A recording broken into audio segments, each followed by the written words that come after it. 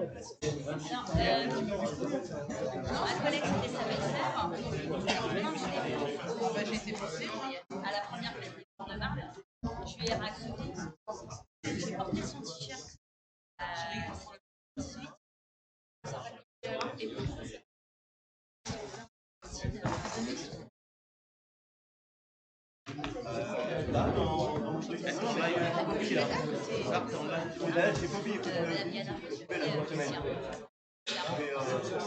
parce que vous y allez, la dernière fois que j'ai été, mais soudonné, il n'y a pas eu de souci. Ça marche. Je leur dis que c'est pour une bonne action. C'est bon? Quelques jours après la rentrée, on a fait une tournée des écoles dans toutes les écoles de la ville, donc c'est 12 écoles maternelles, 10 écoles élémentaires avec la première adjointe et nous avons été rencontrer les directeurs d'école, les enseignants, les agents et tous les enfants également qui sont dans les écoles pour nous assurer que tout allait très bien. Évidemment, c'est une priorité pour nous. La municipalité a vraiment à cœur cette rentrée scolaire et que tout se passe dans de très bonnes conditions parce qu'on sait très bien que quand la première journée se passe bien, que les parents sont rassurés, l'année scolaire en fait se déroule merveilleusement bien. L'objectif de cette journée, c'est de voir dans toutes les écoles de la ville s'il y a des difficultés en particulier, mais surtout nous assurer que les établissements sont dans les meilleures conditions et s'il y a des sujets particuliers dans chaque école, on les évoque avec les enseignants et les directeurs d'école. C'est la raison pour laquelle on est accompagné des directeurs en charge des écoles et des services techniques de manière à être très réactifs s'il y avait encore des sujets à débloquer. Cette édition 2023 a été très positive sur toutes les écoles, tous les travaux qui étaient nécessaires avaient bien été réalisés pendant l'été. Les enseignants, les directeurs et les directrices d'école étaient ravis de la qualité des établissements dans lesquels ils étaient. Et je tiens à remercier tous les agents, tous les enseignants, tous les directeurs d'école qui sont sur nos écoles et qui permettent d'accueillir les petits Nocéens dans les meilleures conditions.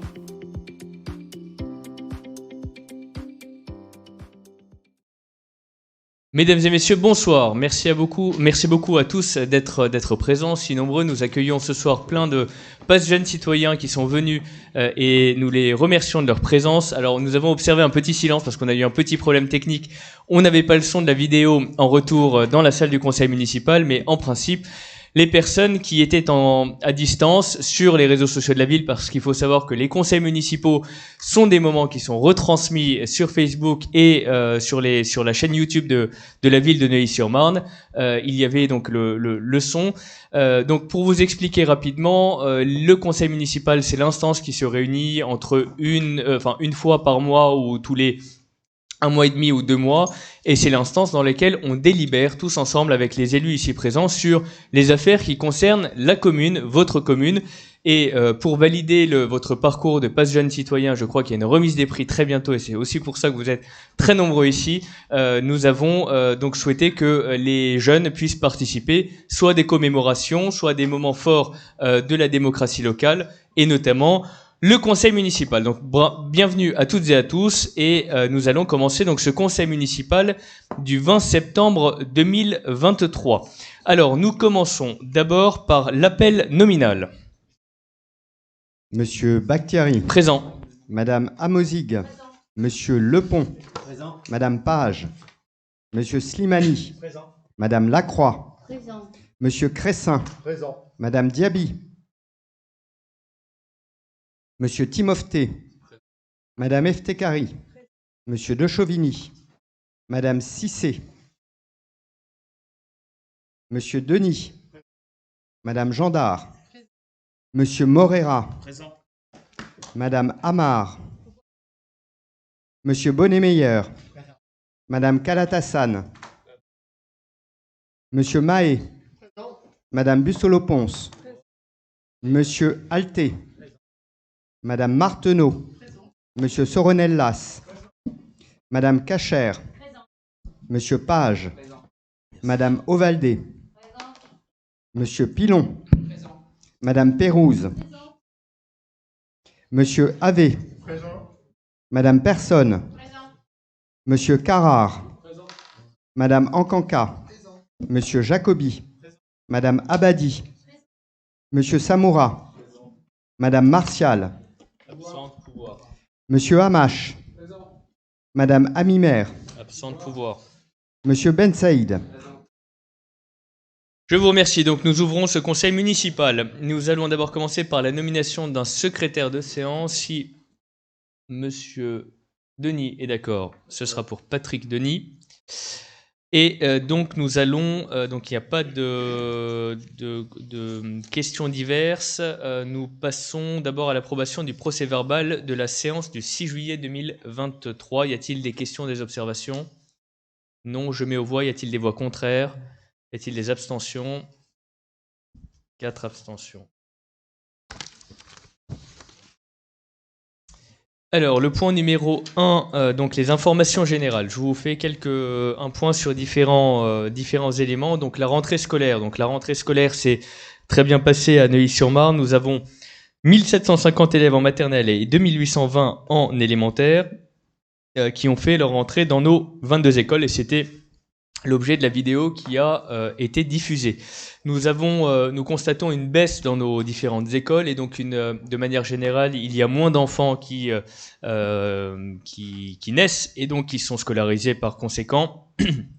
Donc nous avons 40 élèves de moins que 2022-2023 et en 2022-2023, nous avions déjà 60 effectifs de moins que les années d'avant. Donc on voit bien qu'il y a une courbe démographique qui commence à diminuer, à faiblir, et donc on a ces différentes baisses, mais assez disparates dans les différents quartiers. Ça n'est pas évidemment linéaire partout. À titre d'exemple, sur le secteur de l'Avenir et de Maison Blanche, nous avons dû ouvrir 2 classes supplémentaires par rapport à l'année dernière pour pouvoir accueillir les enfants scolarisés. Le deuxième point dont je voulais vous faire part, ce sont les suites du rassemblement du 11 juin 2023 pour la ligne 11 du métro. C'était à 11h. Nous sommes rendus donc sur le parc de Maison Blanche avec des milliers de Nocéens qui sont venus et il y avait beaucoup de jeunes citoyens qui étaient présents. Merci encore à vous.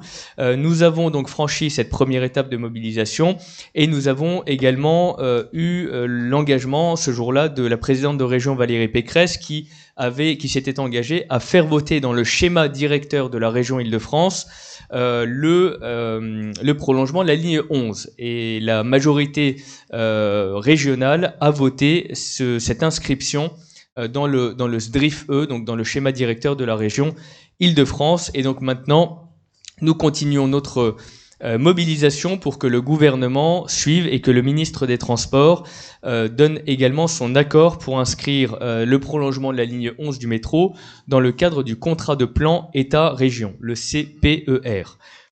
Le troisième point dont je voulais vous faire part, donc la mutuelle communale, la mutuelle santé communale, nous nous y étions engagés. Nous avons fait un premier travail qui a consisté pendant plusieurs mois à recenser les besoins et savoir s'il y avait des personnes qui étaient intéressées pour cette mutuelle communale. Nous avons eu près de 400 personnes qui ont répondu, qui ont fait la démarche de se préinscrire, ce qui montre qu'il y a une forte demande. Et grâce à ces près de 400 inscrits, nous avons pu être en position de force et négocier avec une mutuelle qui a été désignée par notamment un comité éthique qui a été formé par des représentants communaux et des professionnels de santé du territoire. Et donc nous organisons 2 réunions publiques, ça sera indiqué également dans le magazine municipal, 2 réunions publiques le 17 octobre dans cette même salle du conseil municipal à 17h30 et le 19 octobre à 16h, donc en salle des mariages à la mairie. L'avant-dernier point, la fête des Fauvettes, après la fête des Primes Verts en mai dernier et la fête de Maison Blanche en juin. C'est autour du quartier des Fauvettes d'abord sa fête de quartier. Celle-ci se tiendra ce samedi avec un programme chargé puisqu'il y a à la fois une mairie mobile, il y a une balade propreté, donc il y a certainement des passes jeunes citoyens qui y seront également. L'inauguration de la nouvelle signalétique de la maison du renouvellement urbain puisque le quartier des Fauvettes va être profondément renouvelé et réhabilité et donc il y a une maison dans laquelle il y a tous les projets pour ce nouveau quartier. Il y aura un banquet partagé, donc chacun pourra venir avec un petit plat cuisiné et le partager avec ses voisins. Donc sur l'avenue du 8 mai 45, donc entre la Poste et le centre social, la rue sera bloquée et il y aura donc, elle sera piétonnisée, et donc il y aura un banquet sur lequel vous pourrez venir partager ce que vous souhaitez, avec également des moments plus festifs avec les associations qui seront présentes. Et dernier point, les élections sénatoriales. Comme la moitié des départements français, la Seine-Saint-Denis votera, donc notre département votera ce dimanche pour élire 6 sénateurs, et cette élection est obligatoire pour les élus. Le taux de participation devrait donc atteindre, je pense, j'espère, les 100%, et les résultats seront diffusés sur le site de la préfecture aux alentours de 20h. Voici les points d'information générale qui étaient assez denses après une pause estivale. Monsieur Patrick Denis, je vous laisse la parole pour la convention avec la région Île-de-France pour le déploiement du dispositif Ticket Loisirs. Monsieur le maire, juste une question. Question après les informations. C'est par rapport à la diminution des élèves. Je voulais juste savoir s'il y avait une fermeture ou des fermetures de classe. Oui, mais c'est en discussion. Oui, il y a une fermeture de classe. Ok, merci. Mesdames et messieurs, bonsoir. Bonsoir. Comme vous le savez, la municipalité œuvre pour développer son offre de services en direction de la jeunesse. Elle a ainsi répondu à l'appel à projet de la région Île-de-France visant à mettre en place le dispositif Ticket Loisirs qui permet aux Franciliens d'accéder gratuitement aux îles de loisirs gérées par ses soins. La ville a obtenu une dotation de Ticket Loisirs. Ils sont d'une valeur unitaire de 6 € et permettront aux jeunes de 11 à 17 ans d'avoir accès gratuitement à l'une des 12 îles de loisirs de la région. Cet accès peut se faire dans le cadre d'une sortie en groupe à la journée dans le but de promouvoir la pratique sportive ainsi que dans le cadre d'un séjour sport-langue. La ville est interlocuteur de la base de loisirs pour l'organisation des activités et la gestion des tickets loisirs. La base de loisirs est garante de la sécurité et du caractère pédagogique des activités proposées aux groupes de jeunes. Il nous est donc proposé d'approuver les termes de la convention précisant les modalités de fonctionnement du dispositif présenté, d'autoriser Monsieur le maire ou son représentant à signer la dite convention avec la région Île-de-France. Nous sommes invités à délibérer. Merci Monsieur Denis. Donc c'est un dispositif qui est porté par la région avec une convention type qui est proposée par la région et un public cible qui est défini par la région. Y a-t-il des questions, des observations? Non. Je mets aux voix. Y a-t-il des voix contraires? Y a-t-il des abstentions? Unanimité. Je vous remercie. Monsieur Slimani, le point numéro 3, la signature d'un contrat d'objectif préalable au projet partenarial d'aménagement pour les ex-emprises A103. De quoi s'agit-il? Bonsoir. L'établissement public territorial Grand Paris Grand Est, en lien avec la ville de Neuilly-sur-Marne, notamment, a engagé une réflexion sur l'aménagement des ex-emprises A103. Ce périmètre d'environ 26 hectares, composé à 75% de parcelles appartenant à l'État, a fait l'objet d'une étude de conception et de programmation environnementale et urbaine en vue de réaliser une coulée verte consistant en un corridor écologique. Cette étude a permis de formaliser un schéma global d'aménagement intercommunal du secteur en renforçant la fonctionnalité du corridor écologique par l'aménagement d'un parc linéaire sur plus de 18 hectares, en proposant sur plus de 5 km une voie dédiée aux mobilités actives, en retenant un scénario d'aménagement pour chacune des 4 séquences composant le périmètre d'étude qui intègre les besoins en équipement et une programmation spécifique.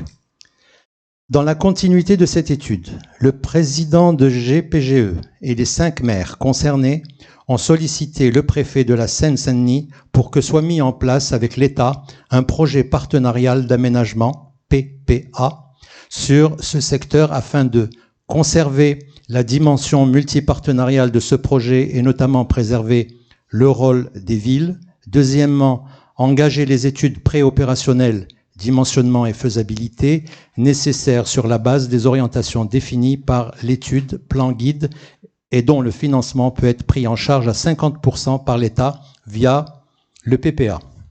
Troisièmement, assurer la cohérence du projet global d'aménagement, notamment concernant le maillage doux et la fonctionnalité du corridor écologique d'intérêt régional. Quatrièmement, confirmer la faisabilité du projet par la réalisation d'une étude technico-financière. Le préfet a confirmé son intérêt pour la mise en place de ce PPA et propose qu'en amont, de sa signature, soit également signé un contrat formalisant les objectifs de construction sur les secteurs ouverts à l'urbanisation afin d'engager les cessions foncières. Ce contrat d'objectifs reprend les orientations de l'étude en termes d'environnement, de préservation et de biodiversité, de mobilité, de programmation, équipement, développement économique et réalisation du projet. Il nous est demandé d'autoriser Monsieur le maire ou son représentant à signer le contrat d'objectif préalable à l'engagement d'une démarche de PPA pour les périmètres dits des ex-emprises de l'A103. Nous sommes invités à délibérer. Merci Monsieur Slimani. Alors je fais rapidement. Alors c'est un point qui est assez technique, mais à la place de l'autoroute A103 qui devait venir et qui devait aller de Rosny-Villemomble à donc Neuilly-sur-Marne et Noisy-le-Grand, il a été. En fait, ce sont les terrains qui appartiennent à l'État et l'État en principe fait un peu ce qu'il veut avec ces terrains. Sauf que nous ça ne nous convient pas forcément et donc il a été convenu de conclure un contrat d'objectif. Mais alors pour le moment évidemment rien n'est fait. Nous ce que ça permet de réaliser, c'est une étude qui est financée à 50% par l'État. Sinon, ça aurait été à nous seuls de réaliser l'étude ou, scénario de catastrophe, que l'État fasse vraiment ce qu'ils veulent sur ces terrains. Nous, on a quand même essayé de contraindre les choses avec le PLUi intercommunal, mais on en parlera juste après, enfin dans les points qui suivent. Et donc voilà un peu l'objectif de ce contrat. Donc pour le moment, il n'y a aucun plan d'aménagement réel. C'est simplement des intentions qui ont été posées par l'État. L'étude permettra de déterminer ce qu'il en est. Est-ce que c'est faisable, pas faisable, combien ça coûtera. Alors ce qu'a dit M. Slimani, c'est qu'il y a quand même des contraintes assez importantes. Notamment, nous on a le pont des 3 communes qui est un obstacle à franchir. Donc l'État, faudra bien qu'il nous dise, ou en tout cas l'étude nous dise exactement comment ce corridor écologique peut avoir lieu. Nous on est d'accord pour quelque chose de vert, d'écologique et qui est vraiment une traversée. Maintenant, on est très vigilant avec les services de l'État et avec Grand Paris Grand Est. Y a-t-il des questions, des observations? Je mets aux voix. Y a-t-il des voix contraires? Y a-t-il des abstentions? 4 abstentions. Le point suivant, alors c'est Monsieur de Chauvigny, je crois, qui présente le point, donc la création d'un comité consultatif en charge de la redynamisation commerciale du centre-ville. Bonsoir à tous, chers élus, chers jeunes, pas jeunes citoyens. Donc depuis 3 ans, notre municipalité mène une politique active pour redynamiser le centre-ville. Les premières actions ont été la création du marché Saint-Baudile, l'arrivée du bar à vin, les Halles de Neuilly, et l'arrivée d'un commerce de proximité, d'un supermarché de proximité. Et ce n'est pas fini, on a encore plein d'actions à mener, on a encore plein de projets très concrets pour ce centre-ville. Et je rappelle aussi que la métropole du Grand Paris nous soutient activement et nous a octroyé une subvention de 500 000 €. Et donc dans cette réflexion sur la dynamisation du centre-ville, nous souhaitons créer un conseil consultatif dont la composition vous a été expliqué dans la délibération. Et donc, afin d'encadrer le fonctionnement de ce comité, un règlement intérieur a été rédigé par les services tel que joint en annexe de documents. Et il est demandé à l'Assemblée de valider la création et la composition du comité consultatif tel que c'est présenté ci-dessus et d'adopter le règlement intérieur du comité. Merci Monsieur de Chauvigny. Donc effectivement, on a un axe fort qui est le développement du centre ancien et en faire un centre-ville. C'est vrai qu'on n'est pas aidé avec les 2 nationales qui coupent le secteur autour de l'église, mais on y travaille et on a de premiers résultats avec les implantations que vous avez indiquées. Y a-t-il des questions ou des observations? Oui. Okay. Oui, bonsoir. Nous sommes également bien évidemment intéressés par la redynamisation du centre de la ville et nous souhaitons qu'un élu de notre groupe fasse partie de ce comité-là. Donc on aimerait bien avoir une réponse. Vous serez partie prenante, si vous voulez, on pourra organiser un échange là-dessus dans le cadre des commissions, éventuellement. Si vous faites une commission spéciale là-dessus, on pourrait intégrer. Mais on ne peut pas faire partie de ce comité-là. Là, on verra. On n'a pas encore désigné les conseillers municipaux, mais en tout cas, on fera un état des lieux des actions centre-ville. On aimerait bien savoir si c'est oui ou non, parce que c'est en fonction Ça de n'a pas ça encore qu'on va été voter. décidé, je ne peux pas vous dire. On verra en fonction de... Si vous voulez candidater et faire part d'une motivation, vous nous l'expliquez. Nous, ce qu'on a plutôt mis, La ce sont... motivation, on est des élus, on aimerait bien participer Très bien. à la Bah, gestion si de la c'est- ville. Ok, c'est entendu. Vous avez fait acte de candidature. On Voilà. vous dira. Si c'est pas moi, c'est Amash qui serait intéressé dans le D'accord. cas où vous intéressez. Y a-t-il d'autres questions, observations? Non. Je mets aux voix. Y a-t-il des voix contraires? Y a-t-il des abstentions? Unanimité. Je vous remercie. Le point suivant, Madame Page, le raccordement de l'hôpital de Villévrard au réseau de géothermie de Neuilly-sur-Marne. Bonsoir à tous. Donc, l'établissement public de santé de Villévrard, qui est situé dans une zone de développement prioritaire du réseau de chaleur géothermique de la commune, a formulé une demande de raccordement au réseau de géothermie dont la concession a été déléguée à SGRM. En raison de la nature de ces activités hospitalières, il est nécessaire d'installer des moyens de production de chaleur spécifiques supplémentaires pour répondre aux besoins de l'EPS de Villévrard. Pour ce faire, la puissance à souscrire auprès de la SGRM serait fixée à 2500 kW. Dans un objectif de développement durable, la commune se félicite que l'hôpital de Villévrard souhaite se raccorder au réseau de chaleur de géothermie de la ville. Et pour votre information, ce réseau de chaleur de Neuilly-sur-Marne a été alimenté en 2022 à plus de 79% par de l'énergie renouvelable, ce qui a permis d'éviter 12 287 tonnes de CO2 en un an. Il est donc proposé au conseil municipal d'autoriser l'établissement public de santé de Villévrard à se raccorder au réseau de chaleur géothermique de la commune et de fixer la puissance à souscrire auprès de la SGRM, délégataire de ce réseau, à 2500 kW. Nous sommes invités à délibérer. Merci Madame Page. Donc je complète simplement en rappelant que dans le cadre des travaux de réhabilitation de l'hôpital de Villévrard, donc c'est dans ce cadre-là qu'on propose le raccordement à la géothermie et nous avons, je le rappelle quand même, mis fin au projet précédent qui consistait à construire 2000 logements sur le site de Villévrard et en contrepartie, on a quand même obtenu une aide de l'État de 80 millions d'euros pour mener à bien cette réhabilitation de l'hôpital. Pour celles et ceux qui connaissent l'hôpital, il y avait les journées du patrimoine, vous y êtes peut-être rendus, ou vous avez peut-être de la famille qui y travaille, ou pour d'autres raisons vous avez pu y aller. C'est un patrimoine qui est absolument exceptionnel. C'est l'hôpital qui est en direction de Chelles, sur votre droite, juste avant la paire, si vous souhaitez visiter. Et donc on se félicite de ce raccordement. Y a-t-il des questions ou des observations ? Non, je mets aux voix. Y a-t-il des voix contraires? Y a-t-il des abstentions? Unanimité, je vous remercie.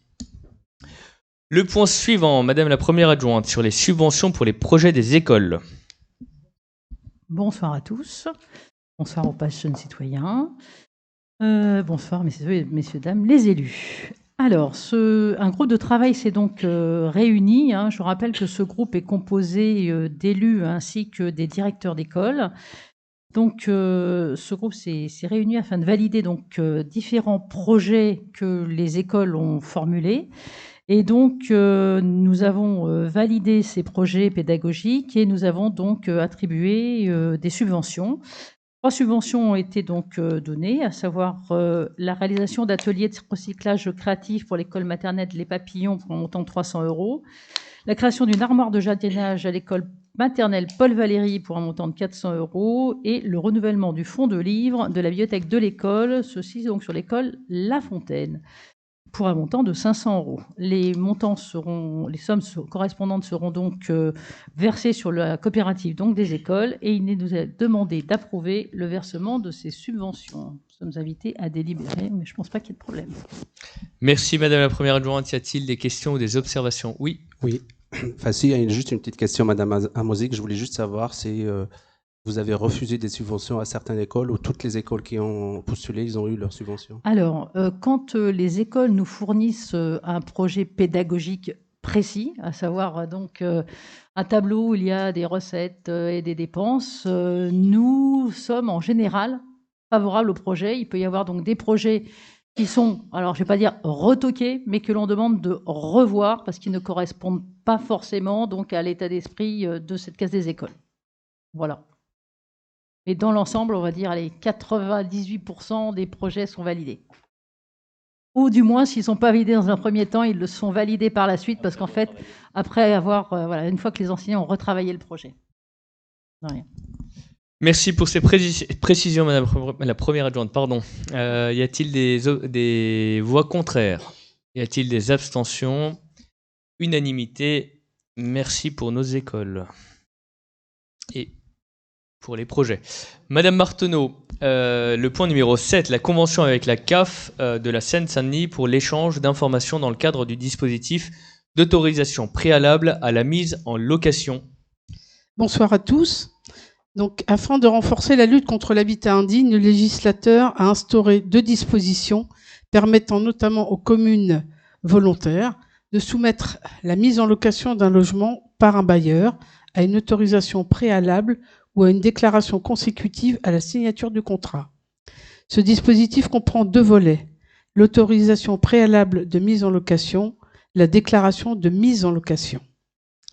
Pour le mettre en œuvre, la ville doit pouvoir exercer un contrôle. Elle s'est donc rapprochée de la CAF, la Caisse d'allocation familiale, acteur essentiel des politiques de logement en assurant notamment le versement des aides au logement. Le versement de ces aides est conditionné par le fait de résider dans un logement correspondant aux critères de décence tels que définis par la réglementation. Une convention vient donc encadrer les relations entre la ville et la CAF pour que la municipalité soit informée des nouvelles mises en location effectuées sur son territoire. La CAF s'engage également à communiquer tous les mois les adresses pour lesquelles un droit à l'aide au logement a été ouvert dans le mois précédent sur le territoire de la ville de Neuilly-sur-Marne. De son côté, la ville de Neuilly-sur-Marne s'engage à n'utiliser ces données que pour les finalités pour lesquelles elles lui ont été transmises, à ne pas les céder à un tiers et à prendre contact avec les bailleurs qui auraient mis leur logement en location sans autorisation préalable. Il nous est demandé d'autoriser Monsieur le maire ou son représentant à signer la convention jointe en annexe. Nous sommes donc invités à délibérer. Merci beaucoup, Madame Marteneau. Donc effectivement, il s'agit d'échanges d'informations entre nos services et la CAF dans le respect des règles relatives notamment au RGPD. Y a-t-il des questions, des observations? Non, je mets aux voix. Y a-t-il des voix contraires? Y a-t-il des abstentions? Unanimité, je vous remercie. Le point suivant, je vous le présente. Donc, il s'agit de l'avis de la ville sur le projet de plan local d'urbanisme intercommunal. Le PLUI, donc le plan local d'urbanisme intercommunal, son principe a été acté, en tout cas la volonté de le travailler en 2018. Et après 5 ans de travail, nous arrivons à l'étape qui a été franchie, notamment celle-ci, qui est un avis sur le projet de PLUI. Le PLUI, en fait, c'est le plan local d'urbanisme de tout le territoire. Donc ce sont les règles d'urbanisme qui sont en vigueur sur la ville. Lors de notre élection en 2020, nous avions déjà revu le plan local d'urbanisme de la ville, avant qu'il soit transféré, en tout cas que le territoire travaille sur un PLUI. Et donc nous avions notamment revu les constructions à la baisse, nous avions demandé à ce qu'il y ait plus de pleine terre, donc moins d'occupation des sols par les bâtiments. Nous avions demandé à ce qu'il y ait une certaine qualité dans les habitations, qu'on ne fasse pas des 3 pièces de 40 mètres carrés. Enfin voilà, on avait prescrit tout un nombre de règles, on avait protégé les zones pavillonnaires et revu tout un ensemble de règles de manière assez stricte, et ce qui a porté ses fruits puisque on a eu une grande baisse des demandes des opérateurs pour la construction d'immeubles. Donc on a travaillé sur ce PLUI qui doit en principe être assez harmonieux sur l'ensemble du territoire, et on est parvenu à en réalité une solution un peu de compromis parce qu'il y avait des demandes très différentes. Évidemment, on n'a pas le même urbanisme entre le Raincy, Neuilly-sur-Marne, Montfermeil, Clichy, Noisy-le-Grand. On a des volontés et des histoires communales assez différentes, et donc on arrive à des règles communes tout de même, mais à des spécificités locales qui consistent à retranscrire nos PLU locaux dans un document plus global, donc avec des zonages qui sont propres à chaque ville. Donc on a différentes étapes qui ont été passées, qui ont été rappelées dans le document, je ne les reprends pas. Et notamment la dernière étape, c'était un arrêté en conseil, on a arrêté le PLUI en conseil de territoire le 11 juillet dernier, en reprenant les prescriptions des PLU, notamment de la ville de Neuilly-sur-Marne, mais on a remarqué qu'il y avait tout de même des observations sur la commune assez importantes, enfin en tout cas assez nombreuses, qui doivent encore être intégrées par le territoire. Et c'est la raison pour laquelle, dans le vote qui va être proposé, il est proposé que nous votions favorablement à l'avis sur le PLUI, mais avec nos réserves, et les réserves consistent à prendre en compte nos différentes observations et qu'elles soient bien intégrées dans le document final. Il faut dire que le service du territoire est assez peu fourni et que 14 communes qui déversent leurs règles peuvent être aussi un peu compliquées à gérer. Maintenant, voilà, on a demandé à ce que nos règles et nos observations soient bien prises en compte. Et voilà, donc il sera demandé au Conseil d'émettre un avis favorable sous réserve de tenir compte de nos observations sur le projet de plan local d'urbanisme intercommunal de GPGE et de demander à l'établissement public territorial la prise en compte des observations sur le fond et la forme du projet de PLUI annexé à la présente délibération. Y a-t-il des questions, des observations? Non. Du coup, c'est favorable avec réserve? Ok. Oui. Non.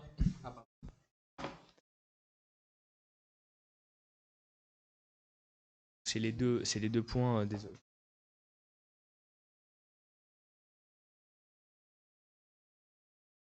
Ok. Donc c'est proposer d'émettre un avis favorable sous réserve de tenir compte des observations de la ville de Neuilly-sur-Marne. Y a-t-il donc pas de questions, pas d'observations? Je mets aux voix. Y a-t-il des voix contraires? Y a-t-il des abstentions? 4 abstentions. C'est noté. Donc nous passons au point suivant. Madame Amozig, Madame la première adjointe, sur la gestion de l'établissement d'accueil du jeune enfant, Françoise Dolto. Bien, par délibération du 19 janvier 2023, le Conseil municipal a approuvé le principe d'une concession de service public et donc a autorisé Monsieur le maire à procéder aux formalités de mise en concurrence et de publicité. Un avis d'appel public à concurrence est apparu en février 2023. 4 plis ont été déposés dans le délai imparti, aucun pli n'est parvenu hors délai. Et donc la CCSPL, c'est-à-dire la Commission consultative des services publics locaux, a admis favorablement les différentes candidatures et les a transmises au service administratif instructeur pour une analyse complète. Ce rapport d'analyse des offres a été présenté donc à la CCSPL le 3 juillet 2023, qu'il a approuvé, et donc la Maison Bleue a été choisie comme concessionnaire.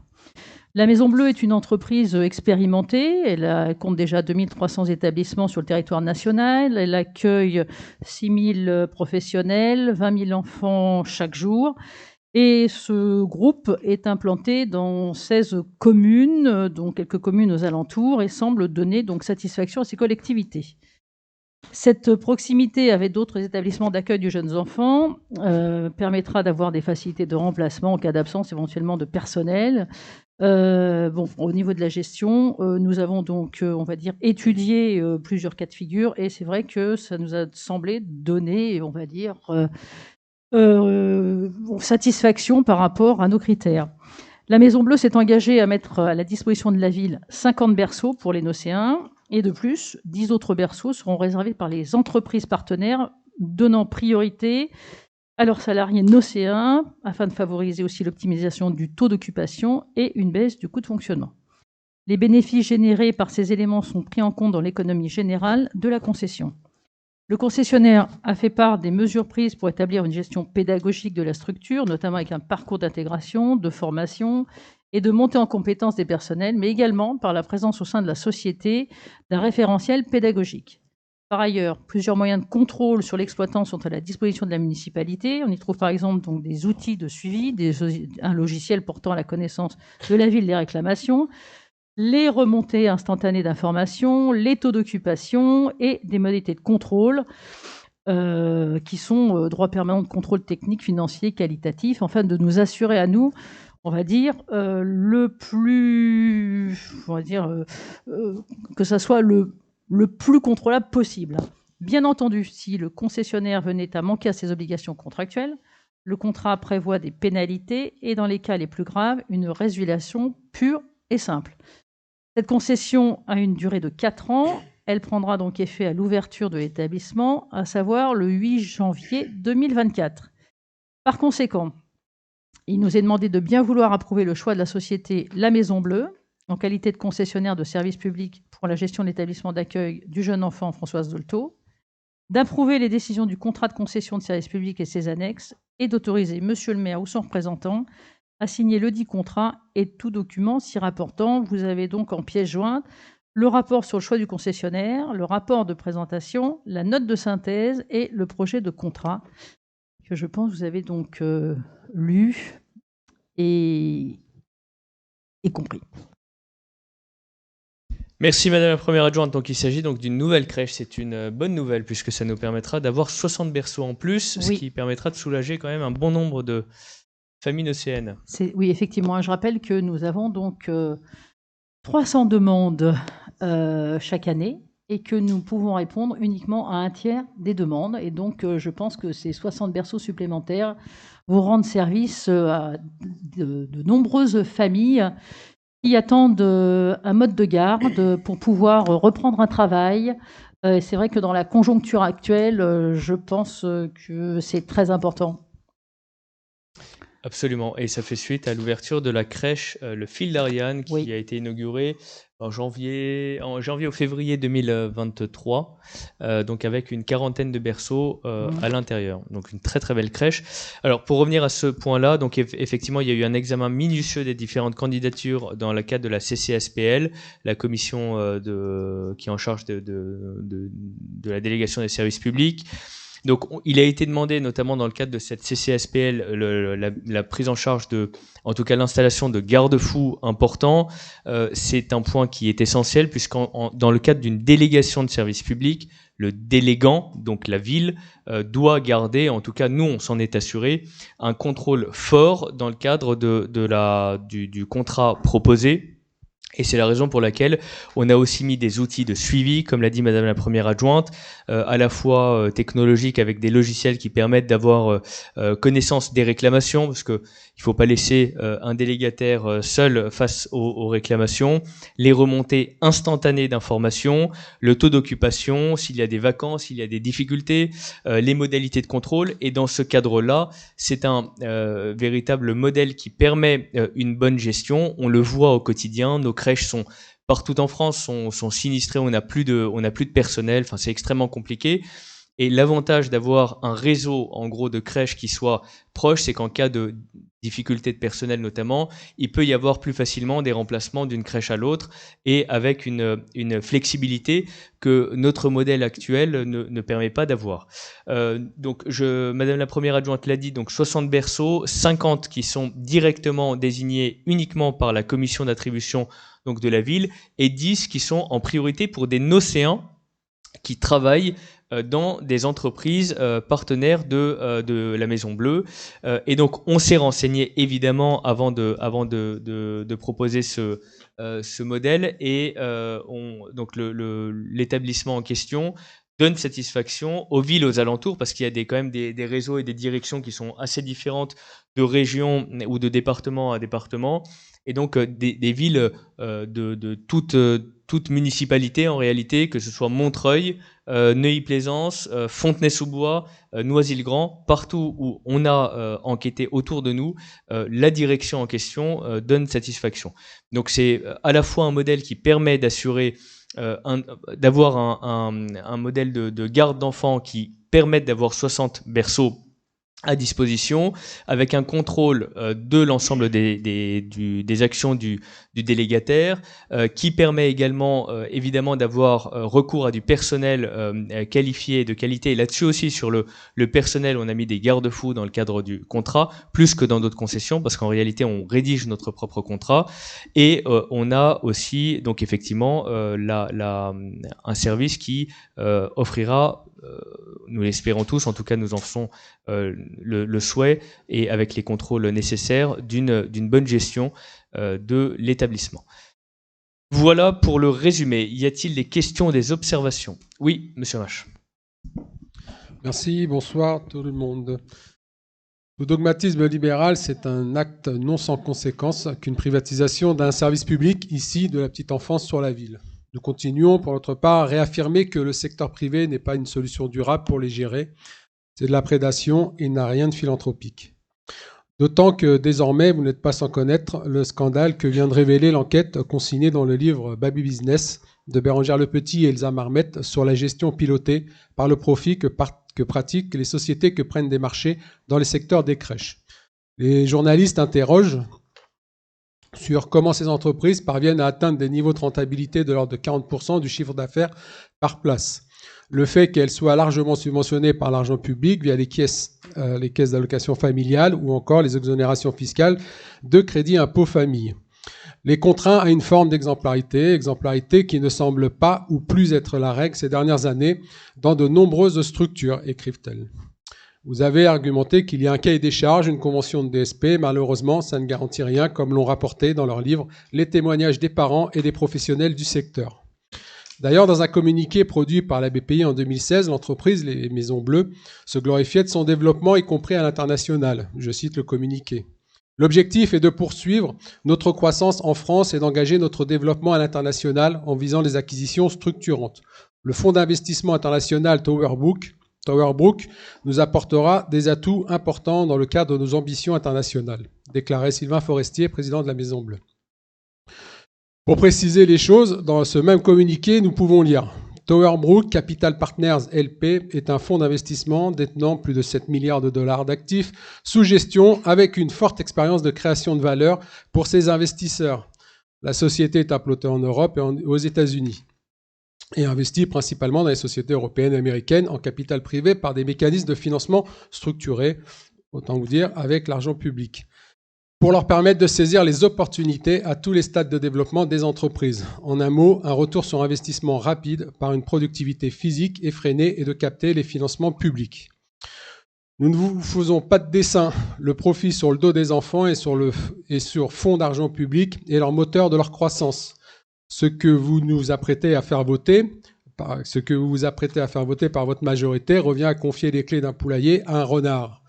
Pour que les bébés nocéens ne deviennent pas une simple marchandise, mes chers collègues, votez contre ce projet néfaste sur la ville pour une gestion directe. Vous l'avez compris, nous ne sommes pas opposés à l'ouverture de cette crèche, mais à la DSP. Merci. Merci, monsieur Ramache. J'entends vos questions. Au-delà des positions qui peuvent être dogmatiques, ou en tout cas de principes des uns et des autres. On n'a pas de position dogmatique, on est simplement très pragmatique. On a ouvert une crèche, notamment le fil d'Ariane, avec un certain modèle. Là, on est sur un autre modèle. Pourquoi? Et je le redis, tout dépend, et c'est ce qui est très bien écrit dans le livre que vous avez cité, c'est que tout dépend du niveau d'exigence que vous posez contractuellement. Quand vous posez un niveau d'exigence, un niveau de qualité de service qui est attendu avec des garde-fous, avec des outils qui permettent de contrôler, dès lors que vous les avez posés et que vous êtes en capacité de sanctionner le délégataire s'il ne respecte pas ses engagements, dans ce cas-là, vous avez un contrat qui est équilibré.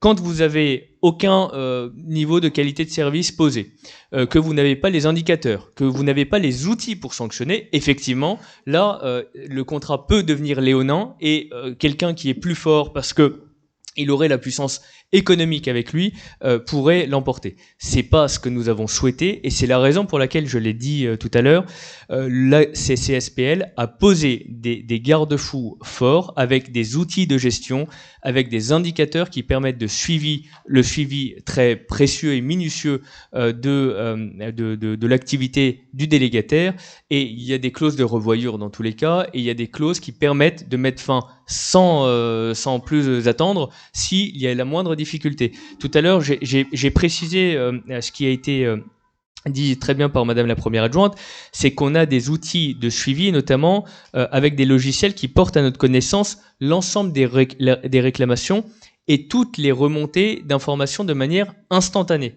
Donc en réalité, c'est comme si c'était notre crèche Et d'ailleurs, ce sera pour le parent, ce sera le même service chez nous qui gérera l'ensemble. Et c'est de cette manière-là qu'on pose le contrôle. Quand vous avez un contrat, effectivement, où vous mettez pas de garde-fou, vous mettez aucun indicateur de suivi, là, effectivement, il peut y avoir un risque.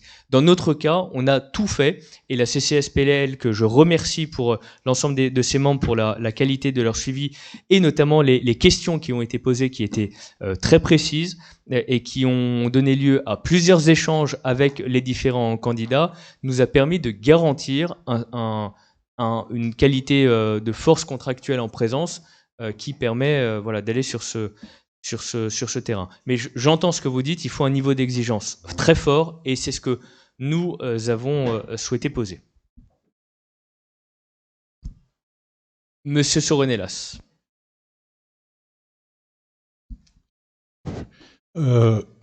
Cette crèche, c'est une crèche de la ville. La responsabilité de la petite enfance, c'est la commune qui l'exerce. Et c'est pas parce qu'elle la délègue à quelqu'un qu'elle perd ce pouvoir de tenir les questions de la petite enfance. Donc ça, c'est un aspect formel, mais qui est important. Et d'ailleurs, si par malheur il y avait des problèmes, c'est vers nous qu'on se tournerait. Hein, donc c'est pas une délégation, et puis débrouillez-vous. La délégation de service public, c'est de se dire quelle est la structure qui nous permet de nous confronter à la situation de la petite enfance. C'est rigolo que ce soit un vieux qui parle de la petite enfance. J'en profite pour vous rappeler quelle est la définition de vieux. Un vieux, c'est quelqu'un qui est jeune depuis longtemps.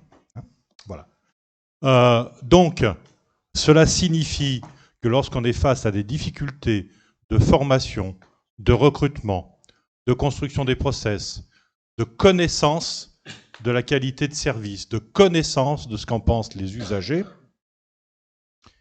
c'est comme ça qu'on contrôle la situation. Bien sûr, à la condition qu'on continue à y mettre les moyens régulièrement. Comptez sur nous pour le faire, en tout cas, comptez sur moi notamment. Je crois que le problème que l'on a, c'est qu'on est sur des métiers où on a des difficultés à recruter, pour des tas de raisons. C'est toujours plus facile de régler ces situations-là lorsqu'on est sur des tailles plus importantes, sur des sites plus importants. C'est ce qu'on appelle l'économie d'échelle. On peut plus facilement, je n'ai pas dit qu'on règle tout, on peut plus facilement répondre aux difficultés de présence de personnes, de maladies ou autres. On peut aussi plus facilement, ça ne veut pas dire que tout est réglé, réussir à embaucher ou à faire accompagner des jeunes en cours de formation dans ces métiers. Donc le choix de la DSP est un choix à la fois économique mais logique face au contexte actuellement de la petite enfance. Ça pourrait s'appliquer d'ailleurs à d'autres secteurs. Ça nous impose, on doit premièrement évidemment contrôler le contrat, mais je l'ai dit, c'est pas parce que le contrat, on aura envie de le rompre, et alors, qu'est-ce qu'on fait des enfants ? Donc il ne s'agit pas de le rompre simplement, mais surtout, on a besoin de savoir en permanence, nous, qu'est-ce qui se passe, quel est le point de vue des parents, et on sait bien que quand on confie son enfant à quelqu'un, quel qu'il soit, une quelconque structure, on est toujours sur des réactions qui peuvent être parfois épidermiques, ce qui a le don d'énerver parfois certains professionnels, mais c'est normal, parce que c'est un point sensible. Il faut que nous soyons immédiatement au courant et que nous soyons capables de faire atteindre à cette délégation de service public son objectif, qui est à la fois de garder des enfants, d'avoir des bons professionnels et de développer, pour nous comme pour d'autres, de nouveaux professionnels. Est-ce qu'on aurait pu faire autrement dans d'autres structures? Malheureusement ou heureusement, selon les points de vue, pas. Ça a des exigences pour nous tous. Je crois que on va tous se battre sur cette suite-là, et ceux qui ont participé au travail ont parfois ouvertement indiqué quelles étaient les exigences de qualité de service et donc de contrôle. On a fait notre job. Maintenant, il faut qu'on suive et qu'on continue à faire notre job. Merci, Monsieur Soronellas. Oui. Oui, en fait, juste brièvement. Justement, il y a un des problèmes qui a été évoqué par notre collègue. Si, par exemple, la mairie, si ça se passe très mal, en fait, on ne le souhaite absolument pas, et vous allez dénoncer le contrat. ça sera du jour au lendemain. On est bien d'accord. Parce que sinon, vous êtes piégés, enfin, nous sommes piégés pendant 4 ans. Si vous dénoncez le contrat, du jour au lendemain, qu'est-ce qu'on fait de nos enfants? Je pense qu'on est quand même un peu verrouillé pendant 4 ans, même si vous avez tous les ans quelque chose comme ça, qu'est-ce que vous allez faire pendant cette période? Peut-être pendant l'été, mais vous êtes obligé de finir l'année. Sinon, les enfants, ils vont se retrouver dehors. C'est vraiment pragmatique. Ça vient d'être annoncé par votre collègue. J'entends ce que vous dites. Et effectivement, ce qui a été dit, c'est qu'il y avait des exigences, en tout cas de qualité de service, qui étaient posées.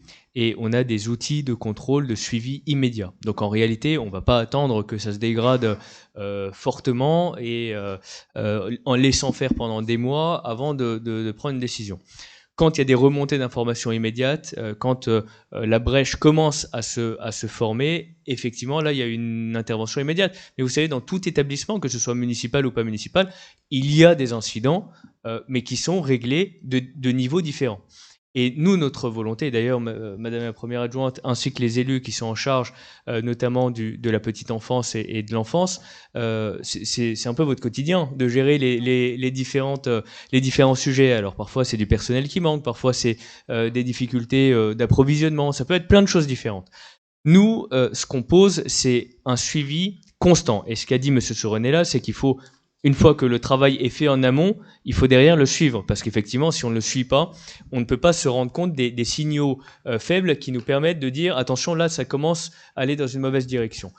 Évidemment, si ça devait arriver, mais espérons que ça n'arrive jamais, si ça devait arriver, nos services, en tout cas nous, on a un droit d'intervention immédiat. On a le droit de venir dans la crèche. C'est notre crèche, effectivement. Et quand un parent aura une difficulté avec la crèche, ils n'iront pas voir monsieur ou madame Tartampion. Ils iront voir la première adjointe, ils iront voir le maire. Et c'est comme ça que ça se passe dans toutes les villes où ça se passe très bien. Nous, en fait, quand on a interrogé les villes aux alentours, je donnais l'exemple de Montreuil, de Fontenay-sous-Bois, de Noisy-le-Grand ou Neuilly-Plaisance, ça se passe très bien parce qu'il y a un suivi et ça n'est pas dans l'intérêt d'aucune structure, enfin ça n'est dans l'intérêt d'aucune structure d'avoir une mauvaise publicité sur tel ou tel équipement. Nous, on a posé des garde-fous et on les suivra et c'est l'engagement qu'on prend ici avec l'ensemble de l'équipe qui les gère. Vous vouliez, non, pas rajouter des points? Non. Ok. Alors, je mets aux voix. Y a-t-il des voix contraires? Y a-t-il des abstentions? Très bien, c'est noté. Monsieur Lepont, on passe au point suivant. Encore une fois, je renouvelle mes remerciements à l'ensemble des équipes des finances, des services, de la petite enfance, de l'enfance et les membres de la commission de la CCSPL qui ont mené ce travail de longue haleine, puisqu'on l'a commencé quand même il y a plusieurs mois, il y a 2 ans. Enfin, un peu moins. Mais décision modificative, budget ville et centre équestre, exercice 2023. Bonsoir à tous. Modification budgétaire. Budget ville, un certain nombre d'ajustements budgétaires doivent être apportés suite à la réception des notifications définitives de certaines recettes. Ces variations de recettes, en plus et en moins, ont un solde positif et permettent de financer, entre autres, une petite partie des dépenses suite aux violences urbaines, l'augmentation du point d'indice au 1er juillet qui, s'il était nécessaire pour les agents, est néanmoins contraignant et imprévu dans notre budget, comme dans celui de toutes les administrations d'ailleurs. Des ajustements d'investissement sont également nécessaires puisque le remplacement des véhicules de police municipale nécessite un complément de la part de la municipalité entre les valeurs d'acquisition et le montant des dédommagements d'assurance. Nous sommes en attente des accords de prise en charge de financement complémentaire de la part de la MGP et de la région. Cette modification budgétaire s'équilibre à hauteur de 1 419 724 € en fonctionnement et 120 363 € en investissement. Vous avez le détail en annexe. Il est proposé d'adopter la présente décision modificative numéro 1 du budget ville, chapitre par chapitre, aucun article n'étant spécialisé. En ce qui concerne le budget centre équestre, des ajustements sont également à constater, mais bien entendu de moindre valeur, sur le centre équestre. Vous avez là encore le détail joint. Il est demandé aux élus d'adopter la présente décision modificative numéro 3 concernant le centre équestre, chapitre par chapitre, aucun article n'étant spécialisé. Il appartient à l'Assemblée de délibérer sur les 2 décisions modificatives présentées ci-avant. Merci, Monsieur Lepont. Y a-t-il des questions ou des observations? Non. Je mets aux voix. Y a-t-il des voix contraires? Attention. Je vous remercie. Nous passons au point numéro 11 qui aurait dû être à la fin. Bon, on le passe maintenant sur la modification du tableau des effectifs. Donc, avec tous les détails que vous avez. Et donc, ça a été présenté au comité social territorial. Y a-t-il des questions et des observations? Non. Oui. Oui, dans ce tableau, on a vu une création de poste d'assistante au cabinet du maire. C'est une création. On s'interroge sur ce poste. J'imagine que vous avez déjà une secrétaire, ou en tout cas un secrétaire, quelque chose. Ça semble être un doublon. Non, c'est une modification, c'est en adéquation avec le grade de la personne. Il y a toujours, enfin, dans notre mandat, il y a toujours eu 2 assistantes. Mon prédécesseur avait 4 assistantes au cabinet. Donc on est passé à 2, et là c'est simplement une mise en adéquation avec son grade. Entendu. Excusez-moi, pour plus de précision, il y a 2 assistantes, un chef de cabinet et un directeur de cabinet. Oui. Pardon? Oui. Donc 4 personnes dans le cabinet. Oui, avant Ok. il y avait 5, sous mon prédécesseur. Il y avait 5 personnes rattachées au cabinet. Il n'est pas là pour se défendre. C'est pas une attaque, hein, c'est simplement une information. Je mets aux voix. Y a-t-il des voix contraires? Y a-t-il des abstentions? Unanimité. Je passe la parole à Monsieur Slimani sur les cessions et acquisitions immobilières. La municipalité a mis en vente en agence divers biens immobiliers qui présentaient soit un état insalubre et vétuste, soit qui ne répondaient plus aux besoins pour lesquels ils avaient été acquis. Les caractéristiques des différentes cessions sont récapitulées dans le premier tableau de l'exposé intitulé « À cession ». Je précise que les prix indiqués sont supérieurs ou égaux aux estimations des domaines. Un travail préalable à la réalisation des travaux d'aménagement engagés par le SIAP dans le cadre du retour à la baignade en Marne a mis en évidence des discordances foncières. Afin de les rectifier, la municipalité s'est portée acquéreur de 2 biens dont les caractéristiques sont présentées dans le tableau intitulé « Acquisition ». Les parcelles concernées entreront par la suite dans le domaine public communal. Je précise que ces propositions feront l'objet d'un vote séparé par bien que je vais énumérer plus loin. Il nous appartient d'autoriser les cessions des biens communaux dans les conditions prévues au tableau intitulé « Cession », d'autoriser les acquisitions de biens tels que présentés dans le tableau intitulé « Acquisition », d'autoriser Monsieur le maire ou son représentant à signer les actes authentiques et tous les actes liés à ces transferts de propriété, et de désigner l'office notarial de Neuilly-sur-Marne, 56 rue Théophile Gobert, pour assister la commune. Je vais énumérer dans les cessions les différents lots. Il y a la parcelle AI 137 pour un montant de 215 000 €. Y a-t-il des voix contraires? Oui. Oui, bien sûr, monsieur. Posez des questions. Oui, bien sûr. Oui, allez-y. Oui, en fait, vu le contexte actuel, enfin, on le sait très bien, il y a vraiment un manque de logements d'urgence pour tout ce qui est violence intrafamiliale et conjugale. Il y a un lot, ou voire plusieurs, on aurait souhaité qu'il soit justement dédié à ces logements d'urgence. Alors, c'est pour ça que... ce sont des logements, comme il a été indiqué, insalubres ou des terrains vagues. Donc, alors si je vous donne l'exemple de rue Pasteur... ah non, il est muré. Non, 2 rue Pasteur, non, c'est un logement dans lequel il faut faire, c'est en hauteur, c'est un studio de 22 mètres carrés dans lequel il faut faire des dizaines de milliers d'euros de travaux. Dizaines de milliers d'euros de travaux. Okay. Donc nous, ce qu'on a fait pour votre information, on l'avait déjà dit, on avait créé des logements d'urgence à proximité de la mairie dans lesquels on a déjà des locataires.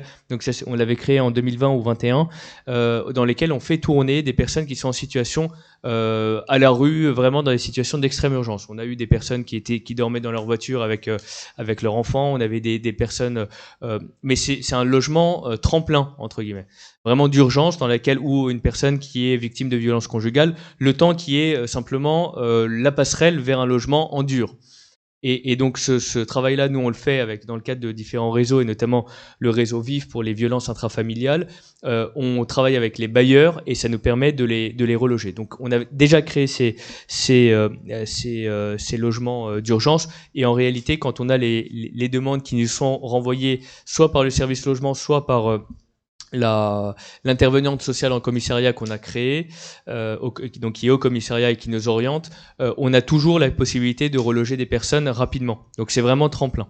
Et donc là, il s'agit vraiment de biens qui sont soit des terrains vagues, soit des parcelles inhabitables parce que insalubres.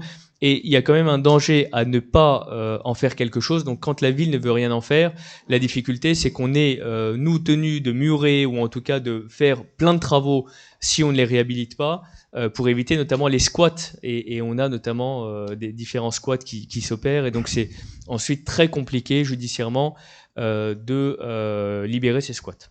En l'occurrence, il s'agit d'un appartement de 22 mètres carrés sans sanitaire.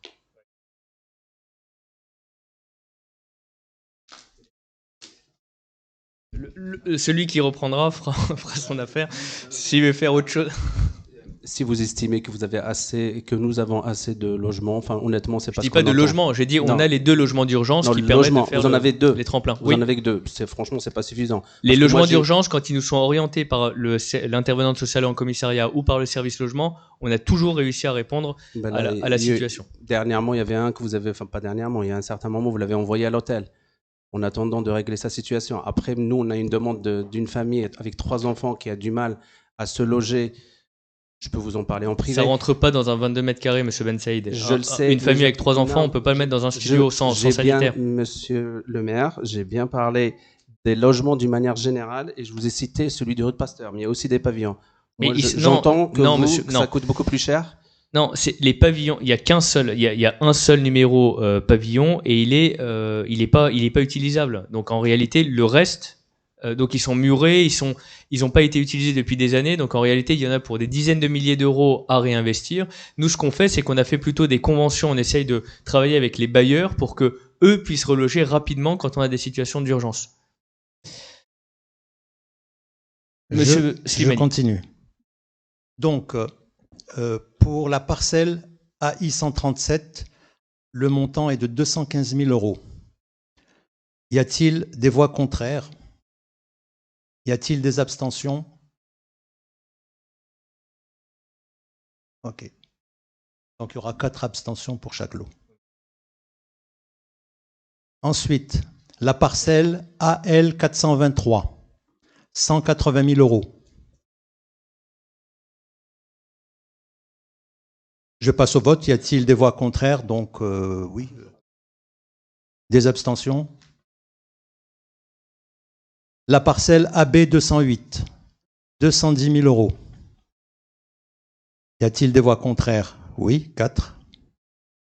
Non? Des abstentions? D'accord. Vous vous abstenez, d'accord. Ça marche. Ensuite, la parcelle AC 61, 650 000 euros. Donc il y a 4 abstentions. Est-ce qu'il y en a d'autres? Non. Des voix contraires? Des voix contraires?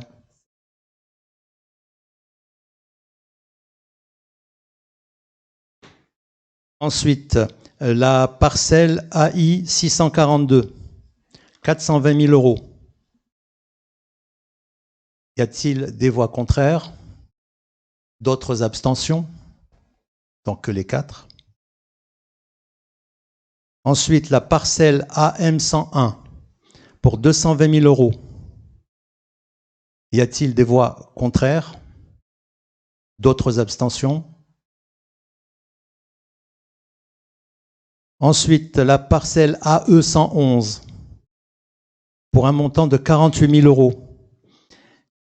Y a-t-il des voix contraires?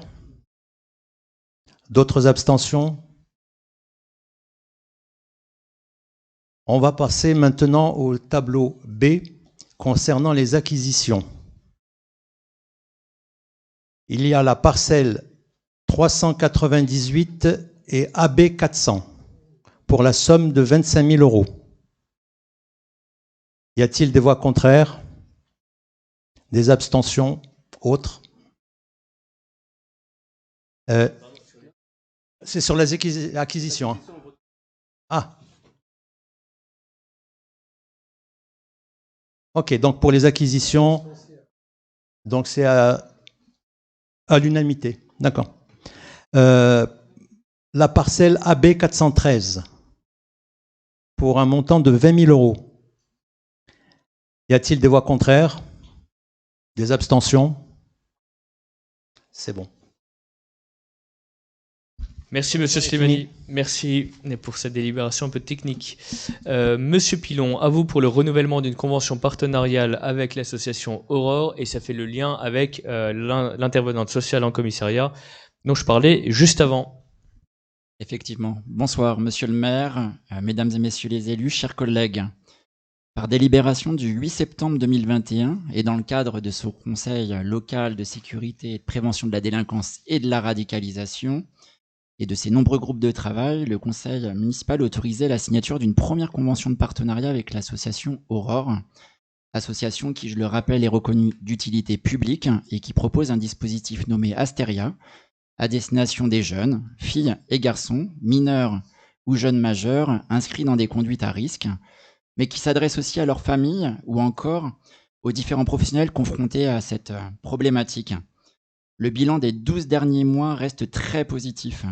En effet, l'association Aurore a pu proposer sur cette période, en partenariat avec le service Citoyenneté Prévention, que j'en profite pour remercier l'investissement de ses agents municipaux, de réunir 8 cafés des parents, 8 groupes de parole, dont 5 groupes de parole ados garçons et 3 groupes de parole ados filles, l'accompagnement individuel de jeunes filles et de leurs familles, la tenue de permanences mensuelles Sexualité et Jeunes 93 au sein de l'atelier des projets Louise Michel, le 3e mardi de chaque mois de 14h à 17h.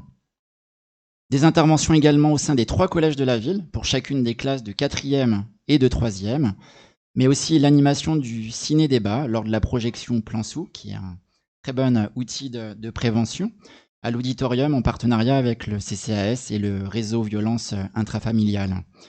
Je tiens à souligner que l'association Aurore participe régulièrement aux différents groupes de travail coordonnés par la ville, que ce soit les groupes bailleurs, mineurs, groupe de suivi individualisé de prévention de l'entrée dans la délinquance ou encore le réseau violence intrafamiliale. C'est pourquoi, au regard de ce bilan et de l'avancée de nos réflexions et actions autour de ces questions, qu'il vous est proposé de reconduire à nouveau le partenariat sur la période 2023-2024, en permettant ainsi la poursuite de la tenue de la permanence. Alors je le rappelle, qui accueille en tout cas ce rendez-vous des professionnels relevant de l'aide sociale à l'enfance et du service social, de la police nationale, je pense à la brigade locale de protection de la famille, ou encore de l'intervenante sociale au commissariat, de la justice, notamment pour la protection judiciaire de la jeunesse, de l'éducation nationale, ou encore de la ville autour de sujets relatifs aux adolescents en difficulté. L'organisation aussi de sessions de formation à destination des professionnels, qu'ils soient des acteurs institutionnels, municipaux et ou associatifs, afin de renforcer leurs compétences, leur savoir-faire et leur savoir-être face aux conduites à risque des adolescents, repérer les signaux d'alerte pouvant être physiques, émotionnels, sociaux, comportementaux ou encore matériels, pourront ainsi être traitées les thématiques telles que les mésusages des réseaux sociaux, la question du consentement, le risque prostitutionnel, le harcèlement et le cyberharcèlement ou encore les addictions. L'association Aurore poursuivra son accompagnement des équipes éducatives de la ville dans des actions de prévention et organisera 2 ciné-débats sur le risque prostitutionnel. Des invitations vous parviendront dans ce cadre très prochainement. Et enfin, l'association animera de manière mensuelle un groupe de parole pour les parents confrontés à des conduites à risque de leurs enfants. Dans ce cadre, la municipalité a 2 engagements. Le premier est de mettre à disposition de l'association les installations nécessaires au bon fonctionnement de l'association Aurore. Et le second a versé la somme de 3 000 € pour le règlement des actions mises en œuvre dans la ville. Il est proposé au conseil municipal d'approuver les termes de la convention de partenariat avec l'association Aurore, qui se trouve en pièce annexe, et d'autoriser monsieur le maire ou son représentant à signer la dite convention et tout document s'y afférent. Merci beaucoup, Monsieur Pilon, merci pour ce travail et je me joins à vos remerciements, évidemment, ce qui permet d'être au plus près des préoccupations et notamment des jeunes enfants et de prévenir les conduites à risque le plus vite possible et en assurant une vraie confidentialité aux personnes qui en sont les victimes. Y a-t-il des questions ou des observations? Non. Je mets aux voix. Y a-t-il des voix contraires? Y a-t-il des abstentions? Unanimité. Je vous remercie. Monsieur Lepont, on vous redonne la parole pour les marchés, notamment la création d'un groupement de commandes avec le CCAS. Marché public, création d'un groupement de commandes. La ville et le CCAS doivent tous deux renouveler leur marché relatif à la collecte, au tri, à l'affranchissement et à la distribution du courrier. Les modalités d'organisation et de fonctionnement de ce groupement de commandes sont formalisées dans la convention qui est jointe à la présente note de synthèse. Ainsi, la ville est désignée coordonnateur de groupement et aura la charge de mener la procédure de passation des marchés. Il est proposé au conseil municipal d'approuver la convention de groupement de commandes entre la ville et le CCAS, d'autoriser monsieur le maire ou son représentant à signer la dite convention. Les élus sont invités à délibérer. Merci Monsieur Lepont. Donc nous avons passé la même délibération au conseil d'administration du CCAS, pas plus tard qu'hier soir. Y a-t-il des questions, des observations? Non, je mets aux voix. Y a-t-il des voix contraires? Y a-t-il des abstentions? Unanimité. Je vous remercie. Vous gardez la parole, Monsieur Lepont, pour l'adhésion à l'AMF 93 et l'AMF tout court. Alors, l'AMF, Association des maires de France, et l'AMF Seine-Saint-Denis sont deux associations parentes permettant un certain nombre d'apports d'informations, de supports, de webinaires. Elles permettent en outre d'avoir une représentativité de notre commune plus importante au sein d'organismes, des autres structures et également de l'État. Nous avons déjà participé à plusieurs séminaires, des salons, des réunions, mais sans avoir acté l'adhésion. Et sans cette adhésion, nous ne pouvions avoir ni support ni conseil personnalisé. Il s'agit donc de clarifier la situation actuelle, d'autant que la commune dans le passé a déjà atterré tantôt à l'AMF, tantôt à l'AMF 93, tantôt à la MIF. Le détail des cotisations et des services proposés vous sont fournis en annexe. Il est proposé à l'Assemblée d'approuver l'adhésion de la commune à l'Association des maires de Seine-Saint-Denis, AMF 93, et à l'Association des maires de France, AMF, d'autoriser monsieur le maire ou son représentant à signer le bulletin d'adhésion et tous les actes et documents afférents à cette adhésion, de procéder au règlement de la cotisation annuelle due au titre de cette adhésion. Les élus sont invités à délibérer. Merci Monsieur Lepont. Y a-t-il des questions, des observations? Non, je mets aux voix. Y a-t-il des voix contraires? Y a-t-il des abstentions? C'est noté. Nous passons au point suivant. Est-ce que c'est le règlement intérieur? Donc la modification du règlement intérieur du cimetière communal par Monsieur Cressan. Oui. Mesdames, Messieurs, chers collègues, bonsoir.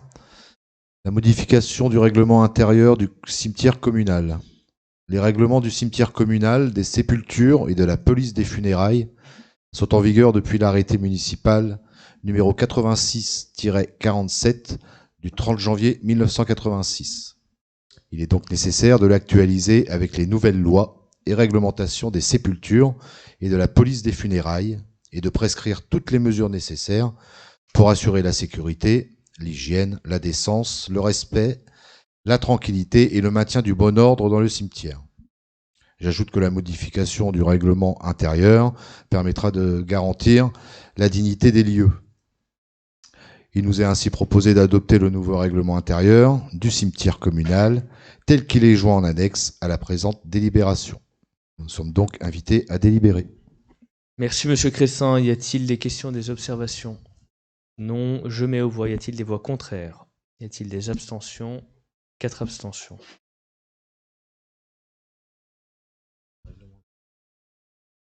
Madame Amozig, on vous laisse la parole pour l'évolution du règlement de fréquentation de la restauration scolaire, des accueils périscolaires et des centres de loisirs. Pour rappel, donc, le règlement de fréquentation des restaurants scolaires municipaux et des accueils périscolaires, ainsi que des centres de loisirs, a été adopté par délibération lors du conseil municipal du 21 septembre 2022, Après quelques mois de mise en pratique, donc, il s'avère nécessaire d'actualiser donc le document afin de l'intégrer donc au portail famille notamment. Et donc demander d'adopter la nouvelle rédaction du règlement intérieur. Elle est jointe en annexe, donc les élus sont invités à délibérer. Pardon, merci Madame la Première Adjointe. Y a-t-il des questions? Oui. Oui, Madame la Première Adjointe. En fait, vous avez été trop rapide et je comprends. Je voulais juste savoir, je crois que vous avez déjà fait un bilan sur le nombre d'absences, sur comment ça se passait par rapport avec les parents et tout ça. Est-ce qu'il y a eu un bilan qui a été fait? Parce que j'ai vu que ça a été fait, mais ça n'a pas été détaillé. Un bilan par rapport aux inscriptions via le portail famille? En fait, plus, pour être précis, plus par rapport, nous, ce qui nous embête toujours, c'est la majoration, c'est quand un enfant est malade, qu'il faut qu'il paye sa journée. Quand un enfant est malade, à partir du moment où il fournit un certificat médical, au bout d'un certain nombre de jours, les journées ne sont pas facturées. Alors, moi, je parlais du bilan, après je vais revenir sur la maladie. D'accord. Donc, est-ce qu'il y a eu un impact financier sur les absences répétées ou autre chose qui ont fait que vous pouvez continuer sur ce rythme-là? En fait, les seules difficultés, c'est quand un parent n'arrive pas à aller sur le portail famille. Mais les services municipaux sont là pour expliquer et donc généralement la famille arrive, maintenant il a été mis en place depuis plus d'1 an, donc c'est vrai que la famille arrive à se connecter au portail famille. Après, au niveau des impayés, ils ne sont pas forcément liés à la réservation du portail famille, si c'était votre question. Non. Alors ma question est, vous dites que il faut justifier, grosso modo, si quelqu'un réserve, il tombe malade. Là, vous dites déjà 2 jours, ils n'ont pas une journée, parce que je pense qu'un gamin, il peut tomber malade juste une journée, ça s'appelle un virus, et de passage, il est craqué, donc il ne vient pas. La deuxième chose, vous demandez un certificat médical. Vous savez très bien qu'actuellement, pour avoir un rendez-vous médical, c'est de l'impossible. Nous, on vous suggère juste peut-être une attestation sur l'honneur ou quelque chose comme ça. Je ne pense pas que tous les parents montent. Il y a certains, il y en a même beaucoup d'honnêtes.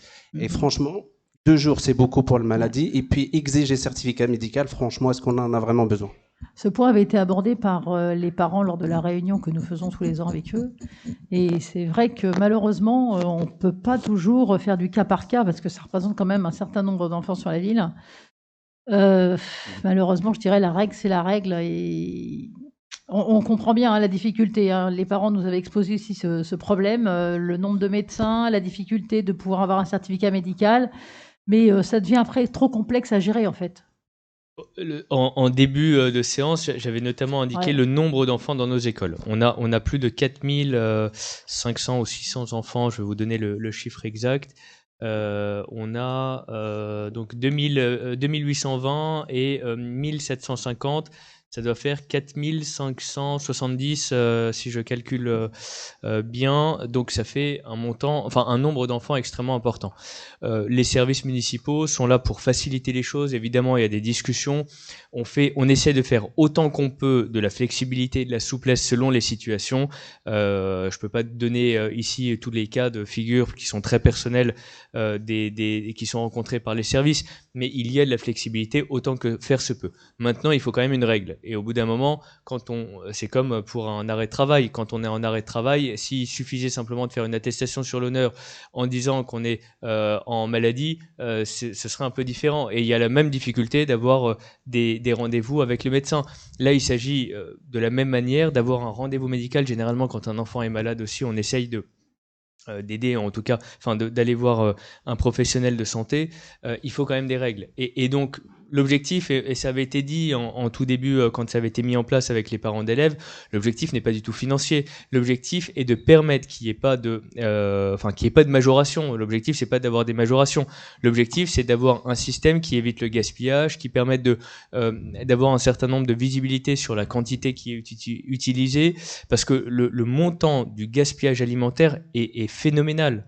Il y a des personnes qui jouent le jeu et d'autres qui malheureusement ne jouent pas le jeu. Alors l'objectif l'objectif, c'est un peu de cadrer les choses et les réservations. Et au final, ça fonctionne bien.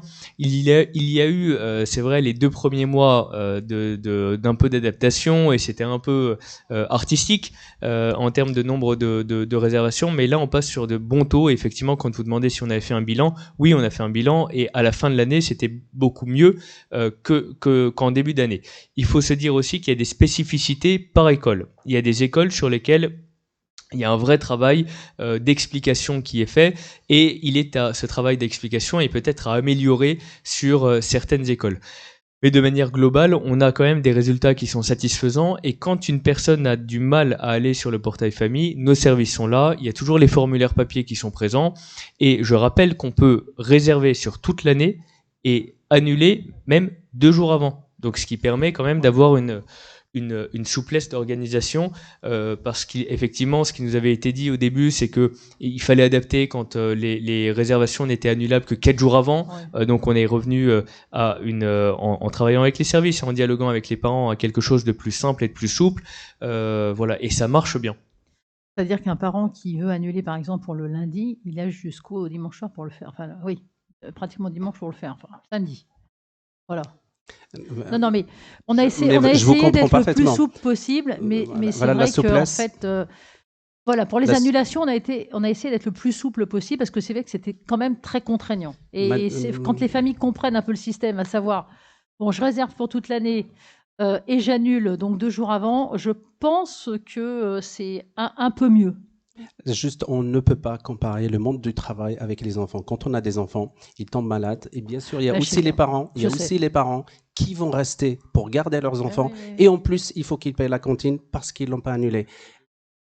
Oui, au bout de 2 jours. Alors justement, et là, on va les pousser à rester malades pendant 2 jours et avoir un certificat médical. C'est le même principe de la carence au niveau sécurité sociale.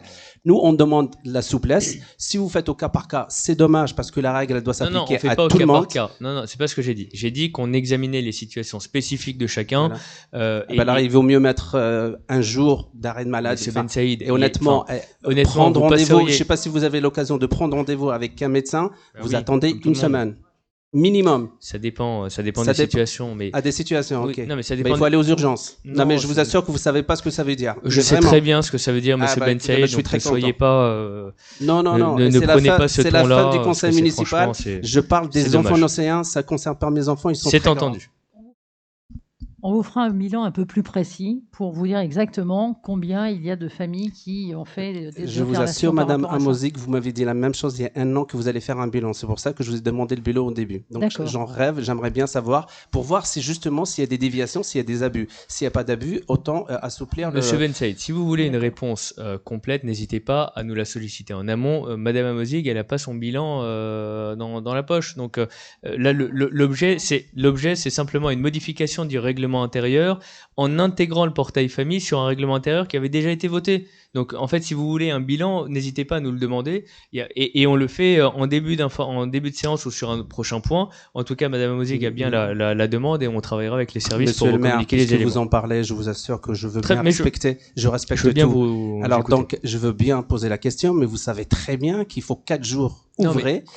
Non mais je finis. Et que nous, on l'a reçu le vendredi pour le mercredi. Donc, vous comprenez que c'est quand même un peu limite. Très bien. On a noté votre demande. En tout cas, on vous fera un je souhaite vraiment avoir un bilan, parce que ça concerne les parents, ça concerne les enfants, et on ne parle pas du monde du travail. Là, c'est noté. Les enfants. C'est noté. Y a-t-il d'autres questions ou observations? Non, je mets aux voix. Y a-t-il des voix contraires? Y a-t-il des abstentions? 4 abstentions. Nous passons au dernier point. Donc, ce sont les décisions prises en application des articles L2122-22 et L2122-23 du CGCT. Y a-t-il des questions dessus? Non, Oui. Oui, juste une question sur le point 29. Convention d'occupation temporaire, restaurant situé chemin de l'Écluse. Occupant MK Restaurant, la redevance est composée d'une part fixe de 4 500 € et d'une part variable. Quelle est la part variable? La part variable, c'est en fonction du chiffre d'affaires. Moi, j'ai pas le. Enfin, encore une fois, Monsieur Hamache, je vous l'avais déjà dit. Si vous avez des questions précises sur, allez, il y a combien de points? 58 points. avec des points hyper techniques. Demandez-les à l'avance pour qu'on puisse les préparer. Enfin, on redit la même chose depuis 3 ans et vous nous refaites le même coup. Moi, je veux bien, hein, mais... Non, mais... Enfin, pas vous depuis 3 ans, mais voilà, à chaque fois, c'est... Vous me demandez s'il y a des questions. Ok, mais d'accord, bon, je réponds dans la mesure de mes connaissances. Voilà, sur 58 points, je suis désolé, j'ai pas tout le... On a la chance d'avoir un talentueux adjoint aux finances de le... Eh ben, je vous les ai. Donc, c'est 5% du résultat d'exploitation, 6% du résultat d'exploitation ou 7% selon le chiffre d'affaires qui est produit. Donc, c'est un montant supplémentaire.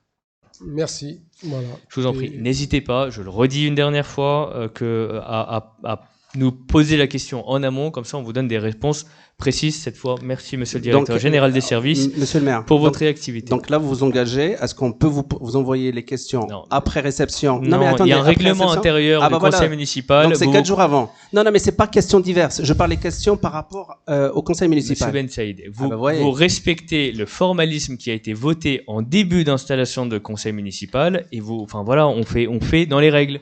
Vous respectez le règlement intérieur et on Donc on ne peut pas poser de questions avant le CM. On est bien d'accord, puisque c'est 4 jours avant. Non, on n'est pas d'accord. Allez, on lève la séance. Merci à toutes et à tous. Merci aux Pass Jeunes Citoyens et aux Nocéans d'avoir été si nombreux. On sera très heureux de vous retrouver dans cette même salle, peut-être avec vos amis, peut-être avec vos parents, très bientôt pour vous remettre vos lots. Bravo pour votre engagement et peut-être à samedi.